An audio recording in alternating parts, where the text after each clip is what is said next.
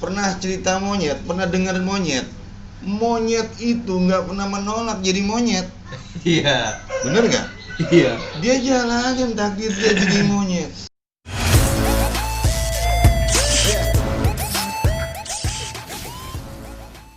Oke, welcome back to my journey. Sekarang gue lagi sama Ayah Buan, salah satu legenda rockernya Bekasi nih.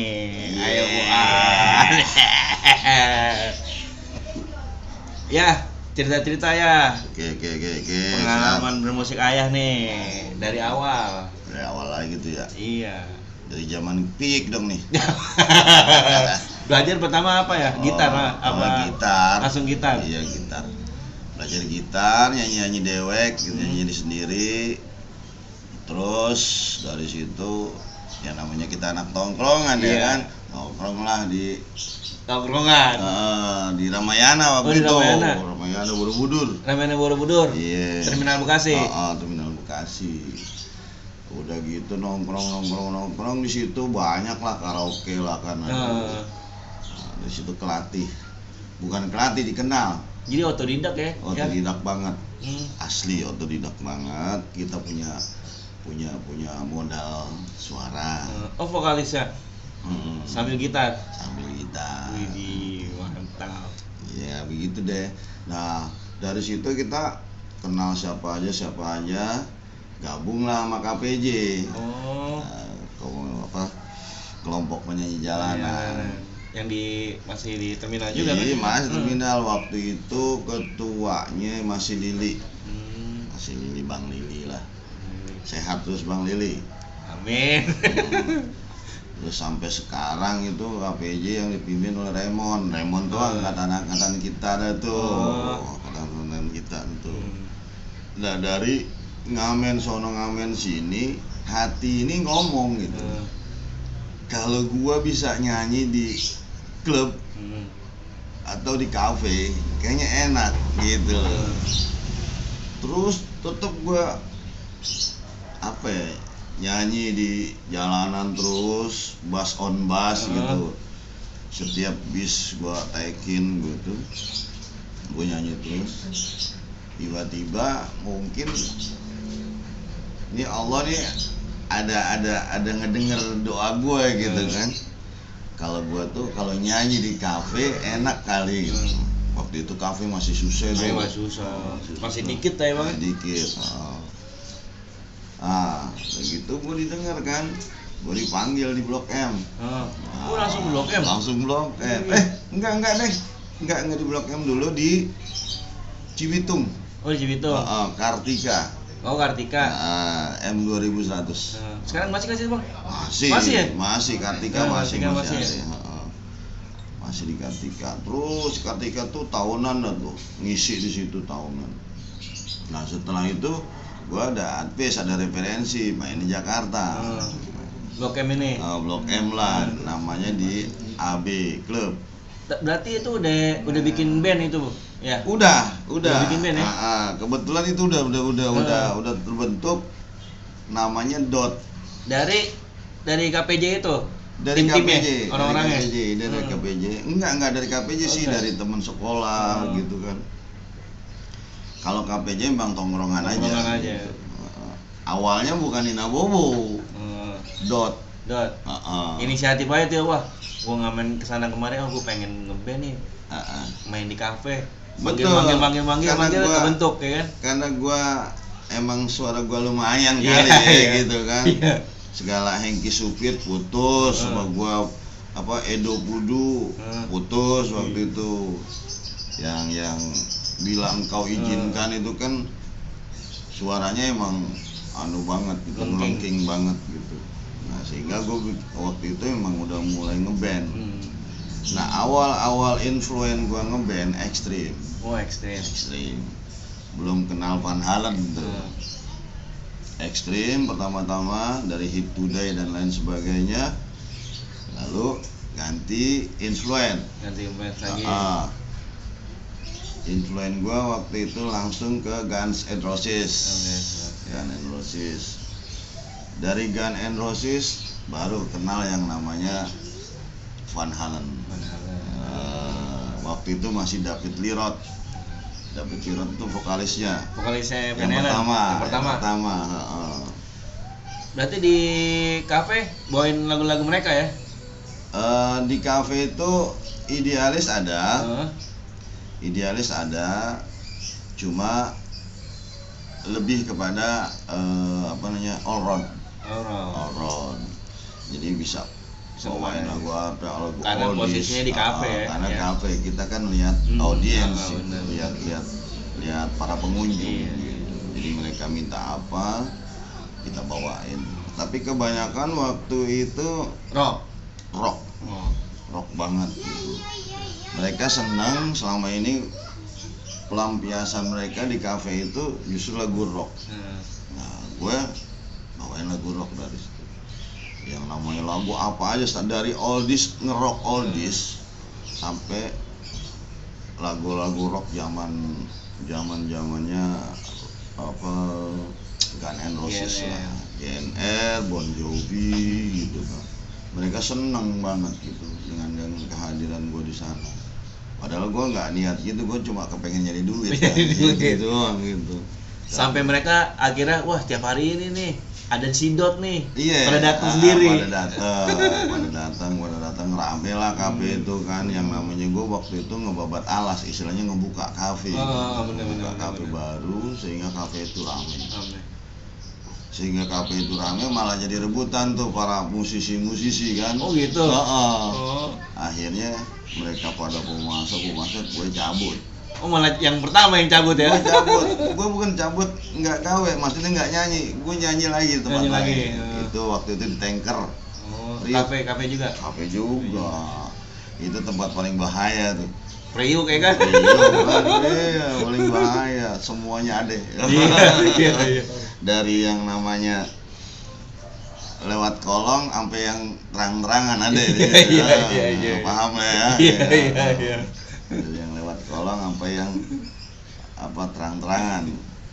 Nah, dari situ semuanya tuh akhirnya Priok gua ngambil, Blok M gua ngambil, daerah Jakarta Barat gua ngambil juga, Jakarta Timur bahkan gua ngambil. Jadi prinsipnya seasonan gitu kan, misalnya dari jam 7 sampai jam 9 di Jakarta Timur, lalu dari jam 10 Jakarta Selatan. Berarti full tuh semingguan tuh? Bukan full semingguan, satu hari aja full. Saking laku. Mantep ya. Saking lakunya gitu. Jadi satu malam aja bisa 3 tempat. Berarti kali 7 aja tuh ya? 7 hari? Iya kan? Sehari 3 kali. Kali 7, 21 kali mah. Makanya kaya gue dulu. Iya. Perempuan mana yang gak mau sama gue? Iya. Iya kayak gitu. Udah anak musik duitnya banyak ya kan? Udah gitu. Vokalis lagi gue. Pokoknya udah tinggal yang mana tinggal nyomot. Iya. Terus udah itu yang namanya Cafe Jakarta, yang mana yang gua nggak sabain lah, yang gua nggak sabak gitu kan. Sana sini gua tetap ngeband aja. Jenuh nih gua ngeband, ada gua jenuhnya kan ya, wajar lah ya. Titik jenuh. Gua gawe ceritanya. Ini nyobain gawe nih. Iya kayak orang-orang lah gawe ya, jadi karyawan. Gua gawe, sempet gua jadi skill. Gue bisa gawe, gue buktiin gue bisa gawe, gue jadi welder. Welder apa tuh? Tukang las. Tukang las di bagian konstruksi. Noh, di bagian konstruksi pun sama, dikirim-kirim ke Sidoarjo, ke Surabaya, ke Jambi, ke Lampung, ke Kalimantan, karena kita skillnya bagus lah maksudnya, dipakai lah gitu kan. Karena kita punya ijazah grade. Itu kalau di bagian welder tuh namanya grade. Kita sampai grade 7 di grade yang luar biasa, yang bisa ngelas itu dari bawah ke atas gitu. Itu namanya overhead. Gitu. Dan seterusnya tetap kembali lagi ke musik lagi. Jenuh tuh ceritanya tuh, jenuh tuh ya di last tuh ya, musik lagi. Sebetulnya sih di pekerjaan, di job site itu nggak jenuh, cuma panggilan hati tetap adanya di musik. Iya, gitu. Sedangkan anak-anak nih di Nina Bobo udah Nina Bobo nih. Udah Nina Bobo akhirnya. Udah di Nina Bobo karena waktu itu Dot ada yang make. Pernah denger nggak? Nama grup band Dot. Nah itu ada yang make nama gua. Kebetulan orang Bekasi juga Dot itu satu orang. Gitu. Grup dari Bekasi juga. Berarti tapi personil dari Dot ke Nina Bobo tetap itu juga. Oh itu mantap berarti. Jadi sampai sekarang itu Nina Bobo itu udah 7 generasi. Oh gitu. 7 generasi. Maksudnya cuma vokalisnya juga gua doang. Kalau drum pernah ada gantian. Bass pernah ada gantian. Gitar pernah ada pengganti. Itu pernah bass segala macem lah ya. Ada pokoknya. Keyboard pakai keyboard. Keyboard nggak pakai kita nggak pernah pakai keyboard. Kita pure rock ya. Pure rock banget gitu. Karena kadang kita pakai rhythm, tapi rhythm nggak kuat ngimbangin gitaris kita. Sebab gitaris kita kadang-kadang serakah emang. Rhythm dia. Kamu kalah ya. Melihat dia juga. Emang gila tuh gitaris Nina Bobo itu gila gitu kan. Saking jago ya kali. Waktu itu. Waktu itu. Sebab yang namanya ilmu Eddie Van Halen itu dibabat sama habisnya habis sama dia. Luar biasa. Terus balik lagi tuh ke Nina Bobo. Ke Nina Bobo lagi, bukannya balik lagi karena kita sense of musiknya lebih kuat gitu, rasa di musiknya lebih kuat ketimbang kita begawe, ketimbang kita kerja gitu kan. Tetap kita balik lagi. Nah akhirnya panggilan jiwa nih panggilan jiwa balik lagi ke musik. Balik lagi ke musik. Itu yang namanya festival to festival. Kita hajar dari yang namanya Rock Cilebor. Waktu itu dengarkan Rock Cilebor. Nih litingan kita itu Sahara, Subang, Tio Bastio, itu kan Sahara. Terus Slang. Waktu itu litingan kita tuh. Litingan kita waktu itu Slang itu. Kita tetap berjalan sama-sama. Slang dengan urakannya, tapi Nina Bobo dengan Van Halen-nya. Gitu. Kita tetap di Van Halen sebelum kita mengenal yang namanya musisi edane lokal. Udah kita festival ke festival mana di Jakarta, di Bandung, di Purwakarta, di Banten, kita ikut terus. Maksudnya kita nggak lebih kepada menjadi juara, tidak, tapi lebih kepada kita melatih perform aja gitu.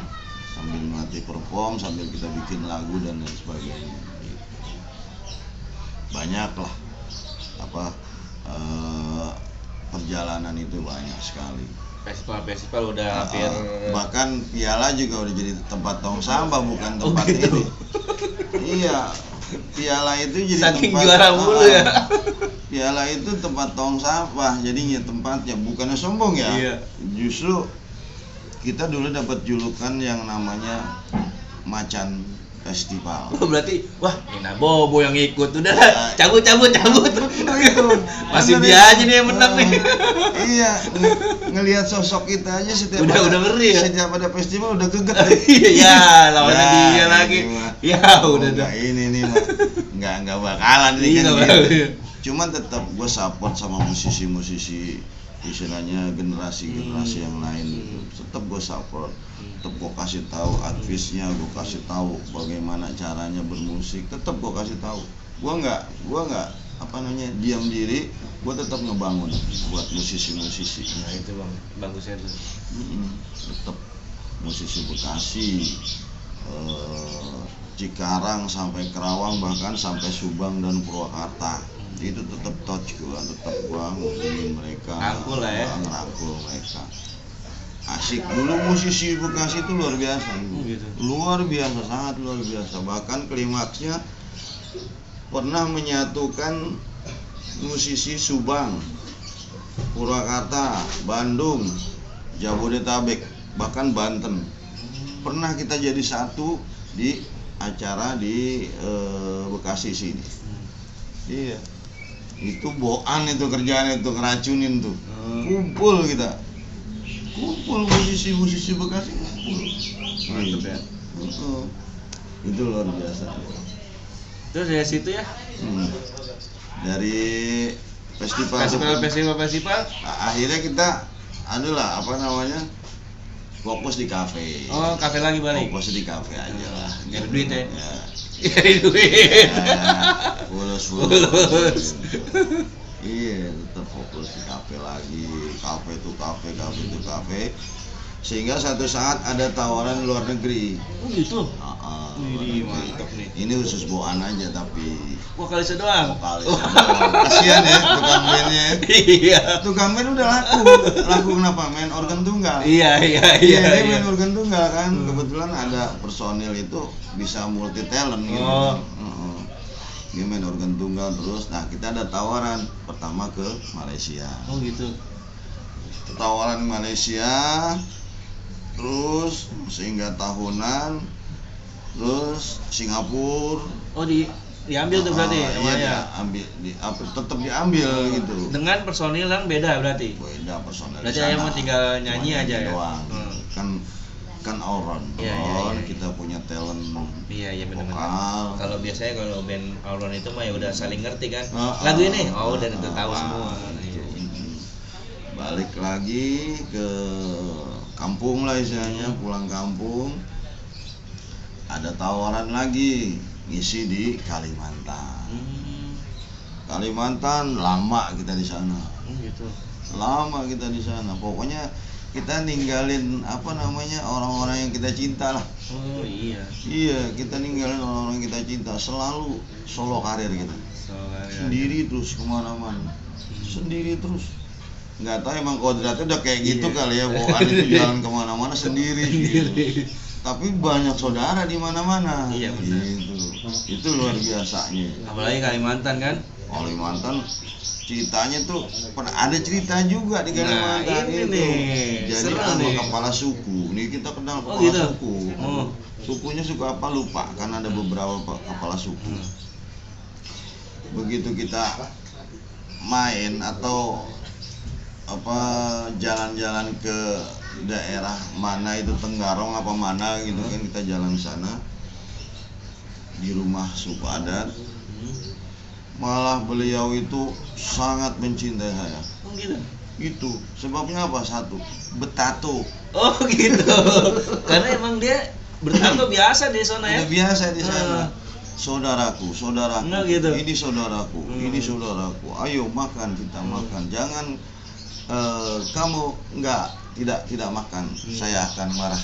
Oh gitu. Kalau orang sana gitu, dia akan marah. Air yang kita disediakan oleh dia harus minum. Kita harus minum. Kita harus minum. Karena apa? Dia kecewa, merasa nggak dihargai. Gitu. Kalau kita nggak minum, makanya kita minum situ. Di Kalimantan berapa kafe tuh? Ya. Kalimantan 3 kafe. Di daerah pelabuhan lagi sama di kota Samarinda. Tiap hari tuh. Itu setiap hari bahkan. Setiap hari. Enggak ada pre-nya itu. Setiap hari miring. Iya. Waduh, tahu deh, saya Kalimantan ya. Waduh, sekarang lebih gila lagi sekarang. Wah, lebih parah. Waduh. Di sana lebih Texas lagi kan. Iya, dibanding Jakarta kecil. Iya. Kalimantan bro. Texasnya lebih parah lagi. Parah di sana mah. Terus ya setelah itu ya. Kalimantan kenal sama kepala suku. Nah, kenal sama kepala suku, mereka mengakui saya. Bahkan mereka berharap saya itu untuk tinggal di sana, punya istri di sana. Oh gitu. Gitu. Sampai segitunya ya? Sampai segitunya mereka istilahnya karena suka sama saya sehingga udah dianggap anak kali ya. Keluarga. Dianggap keluarga di sana gitu. Saya bilang mohon maaf, apa manggil bapak gitu. mohon maaf Bapak, saya di sini bernyanyi, saya di sini bekerja, yaitu di Kalimantan Timur, gitu kan. Waktu itu ke Tenggarong gitu kan. Saya bekerja di Kalimantan Timur. Apa pekerjaan? Saya bernyanyi. Oh, bernyanyi, bagus itu, bagus. Saya nyanyi, kita nyanyi. Berikan kami nyanyi, dia bilang gitu. Tapi bahasa dia kan bahasa agak-agak kayak Cina gitu kan. Bahasa mereka. Ya tetap kita kasih hadiah lah, satu lagu lah kata kita nyanyikan di sana yang istilahnya mereka juga kenal di sana lagu-lagunya. Tetap kita kembali lagi setelah sowan seperti itu, kembali lagi ke kafe lagi, setiap malam nyanyi lagi. Begitu kita udah jenuh, bilang sama pihak manajemen kafe, saya mau pulang saja. Padahal itu yang namanya duit, mohon maaf nih, bukan sombong ya. Sudah seolah-olah kita metik tuh, metik pohon duit. Wah, duit tuh gampang Kalimantan. Belum dari bayaran, belum dari tip, belum saweran. Itu yang gede itunya. Ayo, paham lah ya. Iya. Kontraknya ada. Bayar apa untuk bayar kontrak, untuk bayar tip. Oh, tip kita dapat, saweran kita dapat. Apalagi di sono orang-orang PA semua kan. Iya. Oh, sama musik seneng dia. Iya. Sama musik seneng. Seneng kita macam-macam lah musik. Belum lagi kita istilahnya BO-nya kita dapat juga kan. Booking out, diajak makan gitu kemana kalau siang gitu. Ada. Kita juga cowok panggilan juga gitu. Booking out lah katakan. BO. Tapi akhirnya baik lagi ya. Kangen sama tempat kelahiran. Udah pasti baliklah kita kan ke sini, ke kota Bekasi tercinta. Iya. Balik lagi. Setelah itu kita kan Nina Bobo lagi. Oh gitu. Manggil lagi tuh. Ayo. Kata kita pokoknya back to basic lagi. Iya, kita kembali lagi ke Nina Bobo, main band lagi. Kita idealis lagi, cuma kita idealisnya udah satu. Edane. Oh gitu. Ed Sahrani. Tapi kan influennya nggak terlalu jauh. Rasanya antara Van Halen dan Edane itu nggak terlalu jauh. Cuman kalau Edane itu agak tebal deh. Iya. Agak tebal. Kalau Van Halen itu tipis sekali gitu, sampai distorsinya. Iya. Tapi kalau Edane dia agak tebal. Emang Ed parah, orang gila itu. Iya. Ed Sahrani itu orang gila itu asli. Jadi perjalanan saya di musik, mohon maaf bukannya sombong, diakhiri juga. Ada perjalanan lain. Oh gitu. Iya, tapi bukan di musik. Tetap di musik, tapi di apa namanya? Dialihkan ke dunia yang lain. Setelah dari pas balik ke Bekasi bikinin Nina Bobo.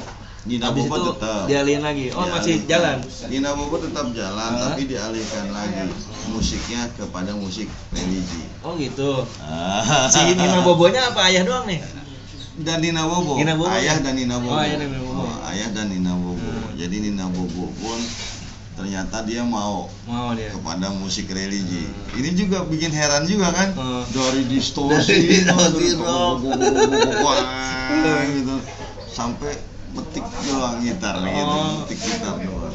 Lagu apa tuh ya waktu itu religinya tuh? Religinya judulnya Waktu. Oh, lagu sendiri. Betul. Udah mulai berkarya kita. Semua orang Jakarta, orang Bekasi. Terus ya alhamdulillah kalau untuk 2 album sih mungkin udah ada. Oh, udah ada. Waktu itu kita kan zaman album. Iya. Gitu kan. Kalau sekarang kan zaman solo. Iya. Iya, dia dengan YouTube kan, dengan apa kan. Banyak media sekarang mah. Iya, banyak. Kalau dulu mah recording susah ya. Recordingnya susah. Mahal lagi. Kita udah dapat 2 album aja itu udah luar biasa. Iya, udah luar biasa. Sangat luar biasa. Gitu. Jadi di saat ayah sudah balik lagi sini, di saat ayah sudah balik lagi dengan dunia Nina Bobo, tapi ini yang kuasa nih ngebelokin kepada arah religi. Dan kita nggak tahu itu religi. Gitu. Tuhan kita udah nggak hafal. Maaf ya, gitu kan. Tuhan kita nggak hafal. Iya. Itu pelan-pelan itu. Ini boleh ngomong kayak gini nih? Boleh lah. Boleh lah. Itu motivasi lah ya. Iya, motivasi emang kita edukasi dan motivasi gitu kan? untuk teman-teman yang lain. Begitu kita di religi, mulai bikin lagu religi, walaupun sedikit-sedikit ada distorsinya, tetap religi pakai distorsi juga kita gitu. Walaupun kadang-kadang dengan gitar doang gitu atau dengan piano doang gitu kan, tetap kita akhirnya bikin lagu. Di saat kita bikin lagu religi, ternyata itu jalan saya, jalan gua menuju Tuhan gua, gitu kan. Gua ambil kesempatan itu sehingga gua menemukan seorang guru, seorang sosok mah katakan. Gua tadinya nggak tahu kalau itu dia adalah seorang guru. Oh gitu. Tadinya gua nggak tahu kalau dia itu seorang guru. Masih kenal di mana tuh ya? Jadi gini, di saat gua ada panggilan nyanyi lah, Bram, tolong bantuin gua Bram, kan nama ininya ini. Namanya Bram nyanyinya iya. Manggung. Tolong bantuin gua nyanyi. Di mana? Di Cibitung. Wah, itu daerah gua tuh kan gitu kan. Dekat rumah gua ya gitu. Minum dulu. Oh iya benar. Minum iya. dulu. Biar nggak kaku. Saking ininya gua. Saking seriusnya dengerin. Minum dulu sob. Jadi di saat perjalanan itu justru kepada religi gitu kan, akhirnya gue ketemu sosok guru yang tadinya gue nggak tahu sama sekali dia itu guru, dia itu kiai. Gue nggak tahu sebab apa, sama gue gini, singletan, pakai kolor. Mana tahu gua? Iya, nggak kelihatan ya. Mana tahu gua dia tuh guru, seorang sosok, seorang kiai, bahkan seorang ulama. Oh gitu. Seorang ulama dia. Dia sih ngeliat gini kayak gua, gitu kan. Sehingga gua kenalan dengan beliau. Mohon maaf ya, orang mana ya? Masih ketemunya di mana ya? Guru. Iya. Guru itu adanya di daerah Cibitung waktu itu. Di Rawapalangan. Berarti yang sekalian suruh manggung di Cibitung ya? Betul. Di situ. Betul. Suruh manggung Cibitung dengan beliau. Boleh sebut namanya? Boleh. Nah, namanya waktu itu belum dipanggil Abah. Masih dipanggil Romo. Jadi kamuflasenya banyak. Bukannya kamuflase gimana, ganti namanya banyak. Pertama dipanggil Romo, kedua dipanggil Kiai, ketiga dipanggil Abah. Sampai saat sekarang Abah. Namanya adalah Abah Junaidi Al-Baghdadi. Gitu.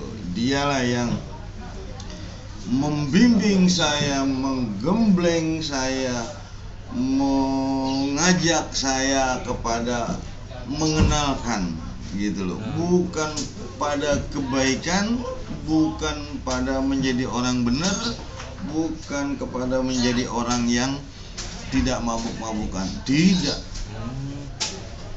Kita tidak dilarang yang namanya tentang negatif. Itu adalah takdir kamu. Gitu. Tapi dengan kelembutan dia tidak melarang, justru itu menghukum saya.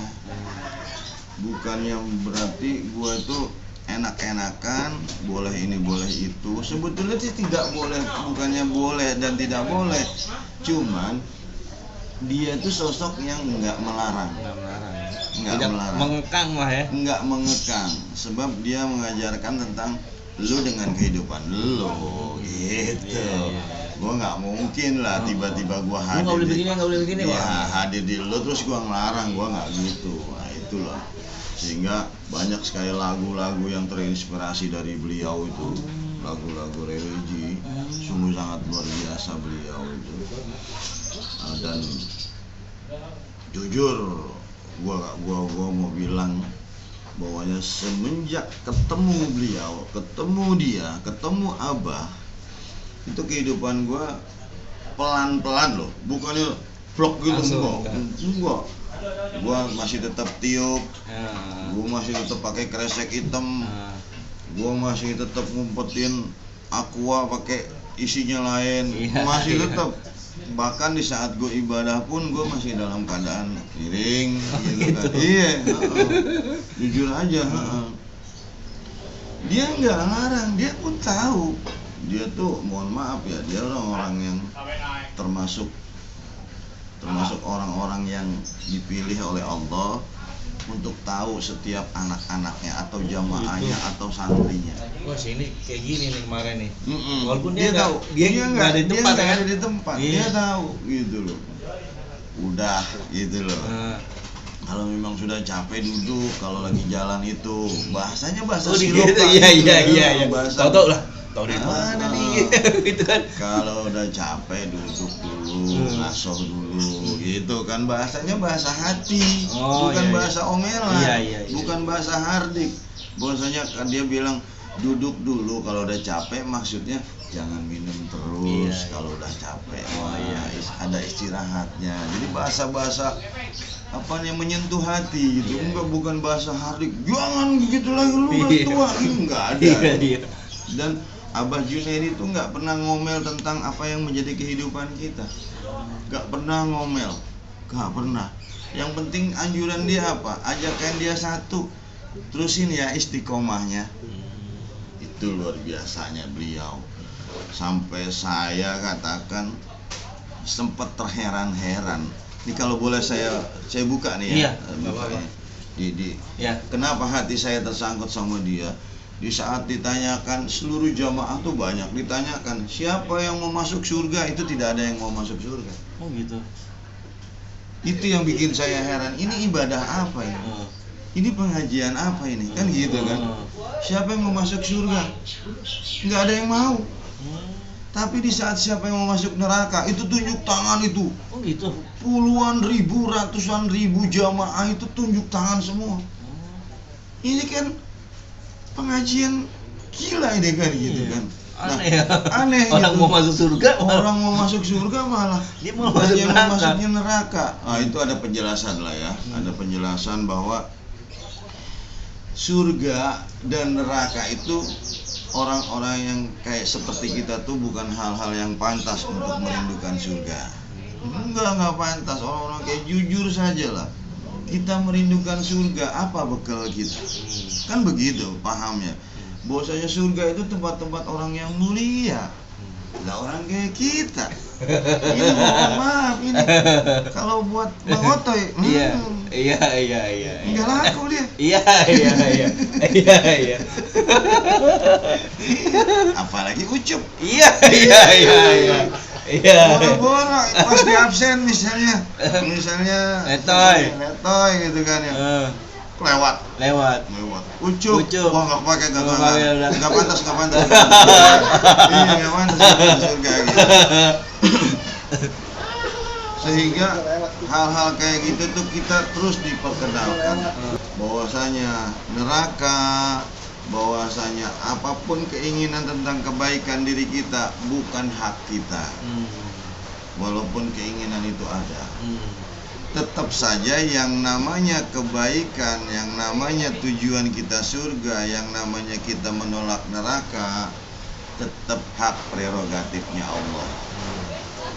Seandainya siapa ini? Elpas. Seandainya Bang Elpas nggak kenal sama Ayah Boan, pasti nggak disuruh masuk ke sini. Betul. Begitu juga surga dan neraka. Kalau memang kita kenal sama yang punya, masa sih ayah menyuruhnya duduknya di sana aja di latar? Karena kenal jadi disuruh masuk. Dikasih kopi, ya kan, dikasih pisang goreng, ya kan, namanya kenal. Ditaruhnya di tempat yang enak. Jadi bukan bicaranya tentang apa tujuan gua surga. Bukan bicara tentang gua nggak mau masuk neraka. Bicaranya nggak begitu. Tapi bicaranya adalah bagaimanakah kita mendekat kepada yang punya.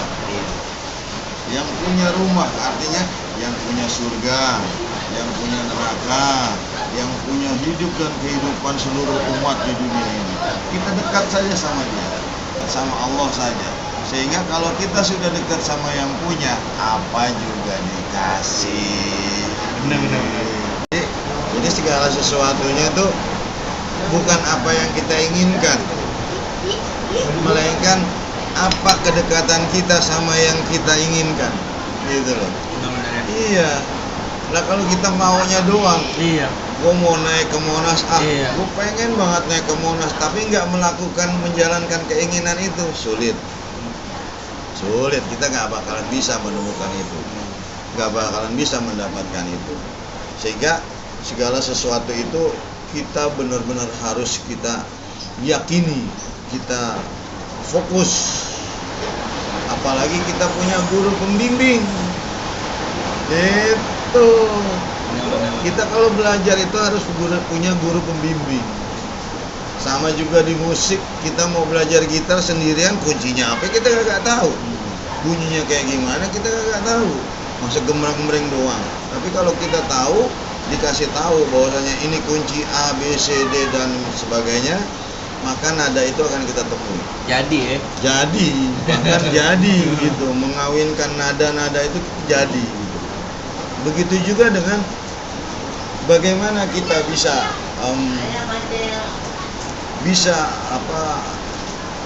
menemukan kasih sayangnya Tuhan kita, kasih sayangnya Allah gitu.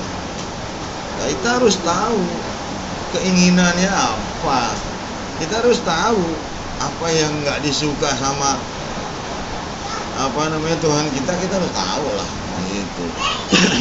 Terus sambil berjalannya itu masih musik ya? Musik masih. Kita. Iya, sebab ya namanya musik itu nggak pantas kita tinggalkan. Tapi lebih ke religi ya? Lebih kepada religi sekarang. Tapi dengan personnya si Nina Bobo? Cabutan. Sebab Nina Bobo sudah punya kesibukan masing-masing, sudah punya side job masing-masing. Oh gitu. Dan gua ada di religi ini nggak berusaha ngajak teman-teman musisi, nggak mau. Kenapa? Karena semuanya gue kepengen ada panggilan hati sendiri. Kalau gue ajak nanti akan bosan deh. Iya, kalau gue ajak, gue nggak mau dia yang gue ajak itu terkesan terpaksa. Gue mau dari hatinya sendiri. Gue mau dia tahu gue, bahkan dia paham bahwasanya ini panggilan hati sendiri. Iya, nggak pantas lah. Kalau panggilan hati biasanya emang jadi lebih dalam, ya kan? Dan benar-benar serius gitu. Serius. Dan gue bergerilya di dunia dakwah lewat musik. Itu sampai merambah kemana-mana, bahkan ke Sumatera, ke Jawa, bahkan sama. Jadi ternyata Allah itu memperkenalkan kita kepada dunia musik, semuanya punya alasan. Punya alasan, nggak ada yang nggak punya alasan dalam hidup. Jadi nggak ada yang kebetulan ya? Nggak ada yang kebetulan sama sekali. Semua udah ada ceritanya kan? Ada jalannya, ada reviewnya kita, ada kronologinya. Sehingga gua kenal sama Abah Junaidi aja itu semuanya nggak kebetulan. Nggak kebetulan tiba-tiba ada yang ngajak kebetulan enggak, emang sudah jalannya seperti itu. Setiap orang kenal dengan ulama itu jalannya, tapi kembalikan kepada hatinya gitu. Kembalikan kepada hatinya. Di saat ulama tersebut cuma mengajak, mohon maaf tanda kutip, mengajak kepada kebaikan, enggak. Selama ulama itu mengajak kepada keburukan, tolong tinggalkan. Artinya ulama yang mengajak keburukan itu yang gampang-gampang menghina, yang gampang-gampang menjelekkan, yang gampang-gampang menjustifikasi, menghukum. Sedangkan dia tidak memberikan kasih, nggak memberikan sayang, nggak memberikan kecintaan. Itu jangan diikuti yang kayak gitu. Ikutin ulama yang benar-benar mengajarkan kecintaan, mengajarkan kelembutan, mengajar tentang kasih sayang. Jangan melulu tentang akhir hidup, tapi hidup kita lah yang harus kita jalani dengan kebaikan. Gitu. Paham? paham tentang ini tuh sangat jauh dan sulit. Bahkan di saat kita masuk ke sana kita tidak diajarkan keagamaan. Oh gitu. Tidak diajarkan keagamaan. Yang diajarkan tuh kecintaan, bayangin. Agama itu nomor sekian. Agama itu nomor sekian. Iya, agama itu nomor sekian. Yang namanya tentang cinta kasih, maka timbul akan jiwa-jiwa beragama yang baik. Jiwa-jiwa menjalani keagamaan yang baik. Gitu. Kalau kita didasari dengan menghukum, justifikasi ini nggak boleh, itu nggak boleh, ini dengan dasar agama ya kan? Dengan dasar agama malah. Itu tapi dengan dasar kecintaan, dengan dasar cinta, maka akan ditemukan agama yang benar. Gitu. Berarti sampai saat ini Abah masih bermusik lebih ke religi ya? Lebih kepada religi itu sendiri, karena memang sudah wayahnya lah. Iya, sudah wayahnya. Iya. Cuman kita tetap masih dengan teman-teman musisi tetap touch, tetap hubungan dengan anak-anak musik, teman-teman musisi.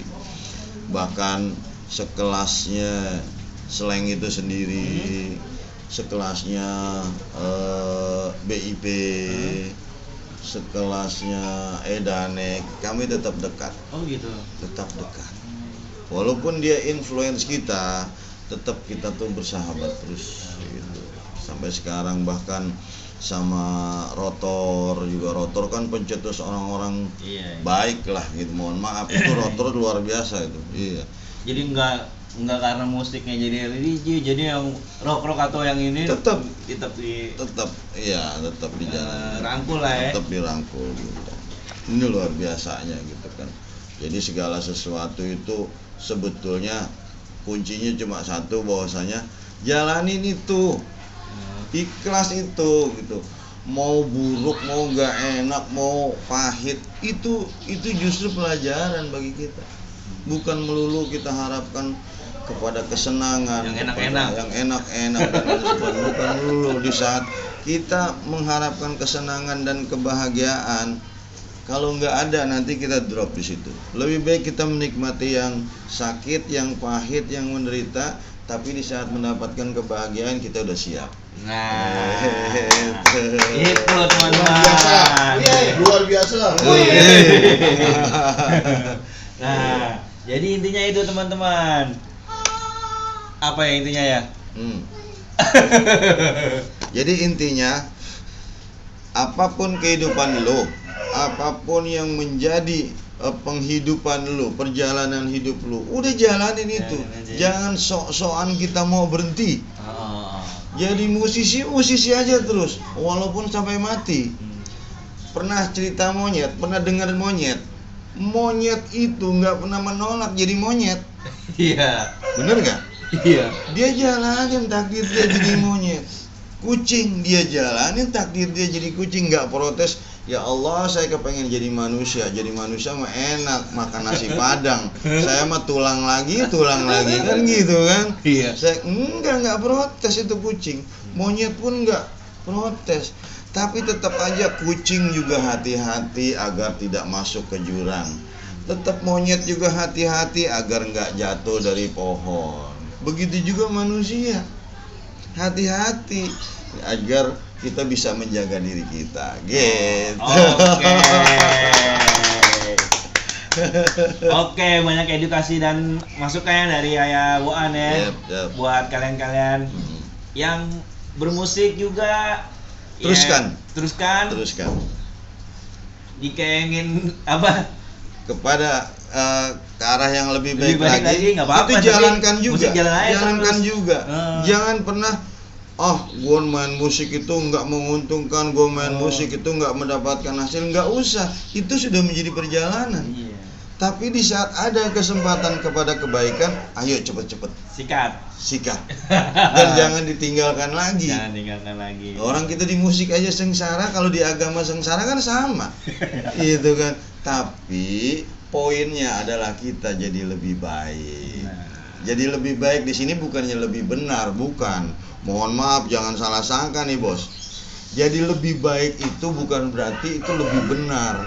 Menuju kepada kebaikan. Gitu. Oke, teman-teman. Sampai di sini dulu teman-teman. Saksikan lagi nanti di video Elpas Jurni berikutnya. Thank you, Bang. Yeah. Ayah Buan.